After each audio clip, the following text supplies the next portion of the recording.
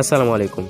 ভিডিওর শুরুতে আপনারা থাম্বনেলে যে ফেসবুক কভার ডিজাইনটিকে দেখতে পেলেন, এটা আমরা কিভাবে মোবাইল দিয়ে তৈরি করতে পারি সেটা জানবেন এই ভিডিওতে। তাই অনুরোধ থাকবে সম্পূর্ণ ভিডিওটি মনোযোগ দিয়ে দেখার জন্য। আর আপনি যদি আমাদের চ্যানেলে নতুন হয়ে থাকেন, অবশ্যই চ্যানেলটি সাবস্ক্রাইব করে পাশে থাকবেন। তাহলে চলুন কথা আর না বাড়িয়ে ভিডিওটি শুরু করা যাক। Let's go.